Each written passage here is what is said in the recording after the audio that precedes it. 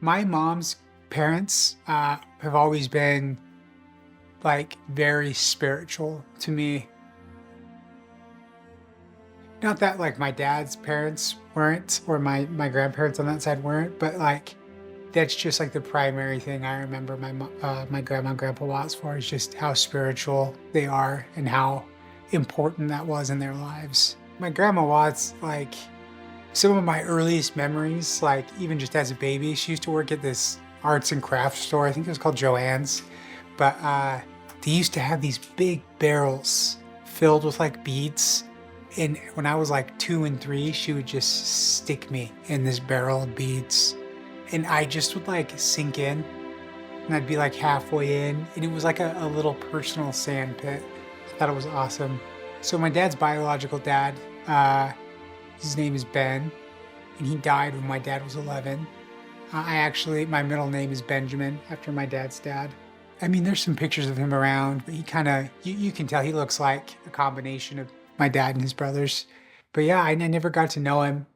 But my grandma remarried to a guy, Louis Nickel. He was my grandpa, basically. And he was he was like John Wayne, basically.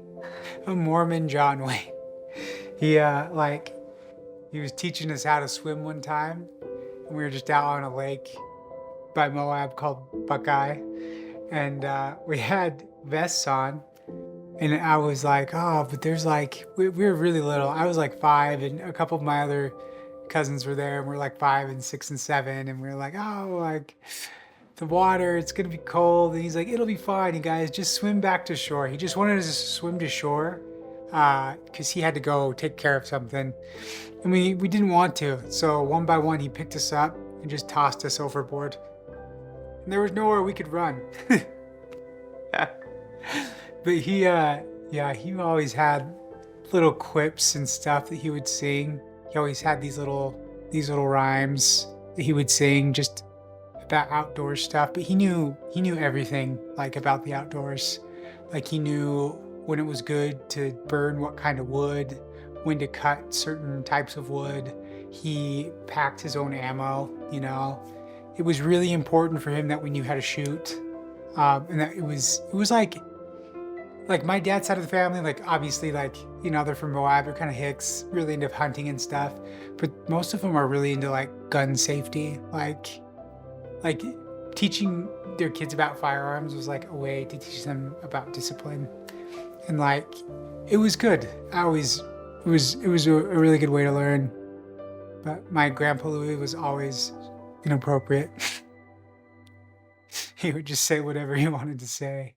I kind of feel like a special connection with him because he also had cancer, and I was there with him when he battled that. And some parts of me now are kind of devastated that that took him. Uh, I just think about a lot of support that I could have gotten from him.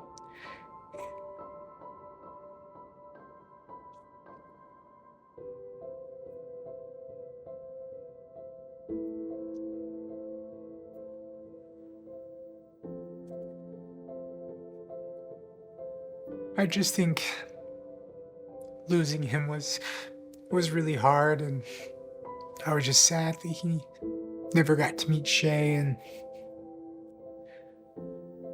he was a good man, and he took care of my grandma and all the kids that were still in the house when they got married. He raised them like they were his, and I didn't even really understand that he wasn't like my dad's real dad until I was much older, just because of how he was. That was never something that would affect how my grandpa felt about them.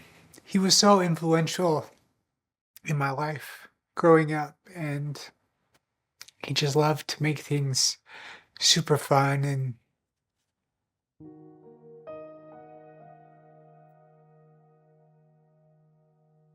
I think I just really miss him. I think sometimes when you lose people, especially when they're a big part of your life. When hard things happen, it hurts not to have them there, not to have their advice and their comfort and their wisdom. I think especially him passing, like going through cancer, I just feel connected to him even on a deeper level with that he truly would have understood what it was like. And I just look forward to be able to talking with him about that someday. Yeah, actually, the day I got diagnosed with cancer, my mom's favorite aunt and uncle, her favorite uncle, he died. We had lived with him for a while. We were really close with them. And I remember just being so nervous about everything with cancer, about not knowing what my life was going to be like a couple years from then, when I had just felt so sure of what my life looked like and what it was going to be like. And I just remember in that moment, I felt a lot of comfort, and I felt a lot of comfort from my uncle. I just felt a lot of peace from him. I think with my grandpa Louis, a lot of times I'm just reminded of, I actually have this thing. I think it's in our master bedroom, but it's just full of stuff. It's just quotes that he would say. And if the house is a rockin', don't come a knockin'. We're shitting in high cotton now. Sometimes he would warn me about peeing against the wind or milking a bull. He is just a very wise man. But he just had these things that he would just say. He always wanted to let things develop, like if we had to fix something and we're like, oh man, we gotta go take care of this problem. He's like, let's just let it develop. And it's funny because he was always right. Because if we ever tried to fix something early, we never could fix it when we wanted to. And if we had just gone when he said that we could go, we would have done the exact same thing that we ended up doing. And my grandma's aunt is like one of the toughest ladies I know. She grew up super poor. She worked really hard. I mean, she lost her first husband when, after they'd been married for 12 years, and they had 4 kids. Something that about my dad's family and my grandma's family is, even after my grandpa died, they never ever would have let my grandma go hungry, or would have let my dad or brothers go without something. Talking to my dad about it, he talks about how at times when his dad would have been there for something for them, one of his uncles was there always. They always had someone there that made them, I don't know, that had that kind of connection with them. And a lot of that was from my grandma too. And after my grandpa died, my grandma went to school and became a teacher while raising 4 kids as a single mom. She's just incredible.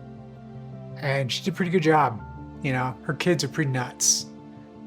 My dad's pretty chill, but she's got 2 other kids that, I'm just kidding. Joe's fine. You know who you are, other 2. She's just a tough, tough woman.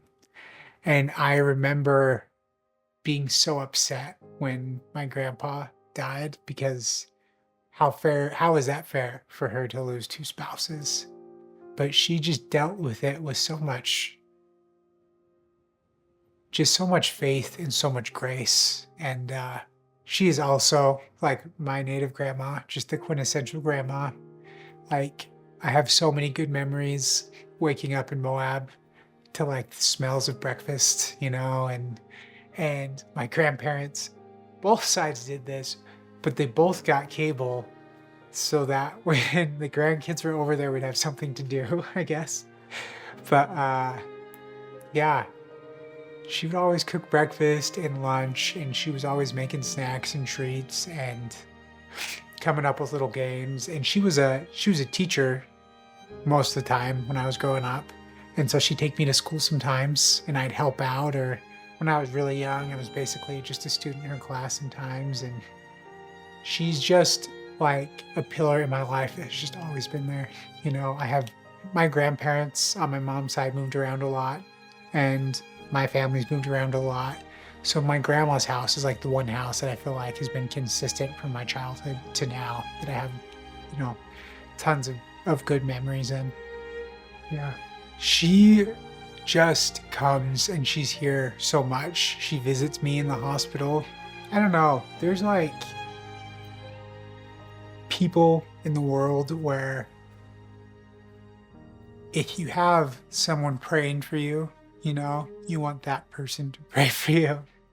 Like, and that, not to sound terrible, but there's just some people who just have so much faith and love that, like, I don't know, she's just a special lady. And I can feel that a lot of times I get blessings because of her. And that many times that, like, and I feel that about a lot of people, but just especially her, that because of who she is and the things that she's done, that she can ask things from Heavenly Father. Like in the Book of Mormon, when Alma prays for Alma the Younger, and it just talks about like when that angel knocks him out, he's like, you're freaking lucky that your dad is Alma, because he's one of the few people that God would have done this for. And I feel that way about my grandma, is both grandmas, but just especially this grandma, that Heavenly Father is just really listens to her. I really love you guys. Thanks for making my childhood so awesome.